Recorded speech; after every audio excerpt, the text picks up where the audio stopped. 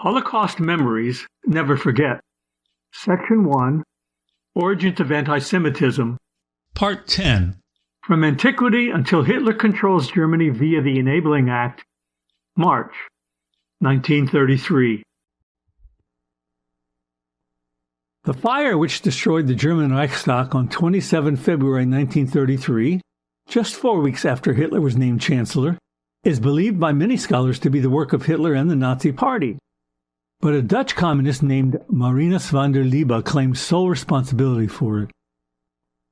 Other communists were also arrested and tried, but only van der Lubbe was convicted and executed by guillotine on 10 January 1934.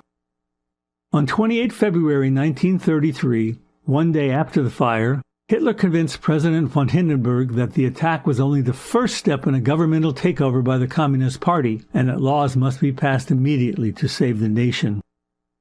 Agreeing that the threat was real, President Hindenburg signed the Reichstag Fire Decree, which essentially ended all civil liberties in Germany and gave Chancellor Hitler dictatorial powers. Although these powers were meant to be temporary, they were never rescinded. Along with arresting all the leaders of the Communist Party, Hitler canceled the right of habeas corpus, free assembly and press, the freedom to associate with whomever one pleased, and he made it legal for the government to open anyone's mail and listen to their telephone conversation. Less than a month later, on 23 March 1933, Hitler ensured that the Enabling Act passed, a law which gave him the right to rule by decree rather than relying on a vote in the Reichstag. Having already arrested all the communists, he chose his next target, members of the Social Democratic Party, his only current rivals in the government. By detaining those opposed to the Enabling Act, he made sure that the vast majority of those present on the day of the vote were in favor of the law.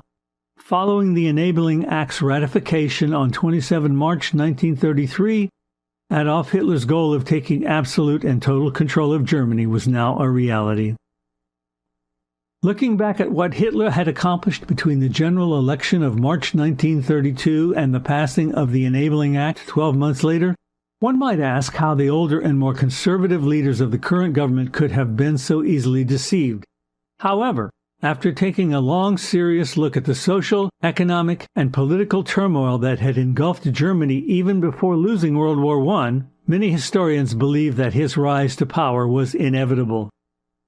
No other political leader in Germany came close to matching Hitler's passion, charisma, or determination to succeed regardless of how many lives he had to destroy in the process. Nor could they match his cunningly devious methods or his personal army of 400,000 dedicated men, many of whom died to ensure that he would someday rise to power in Germany. Added to those considerable weapons, Hitler trained himself to become one of the world's most mesmerizing orators, and on many occasions he used his position as undisputed leader of the country to whip his supporters into a state of frenzy. If nothing else, history has shown us this. Long before being named Chancellor, long before the Reichstag fire took place, and long before the Enabling Act became law, no earthly power seemed able to stop the ever-accelerating mass of blinding energy that eventually propelled Adolf Hitler into becoming the most treacherous, cold-blooded murderer the world has ever known. This ends Section 1, Origins of Antisemitism. Next is Section 2, Ahead of the Darkness, which will explore the first legal steps Hitler took to remove and eventually annihilate the Jewish population of Germany.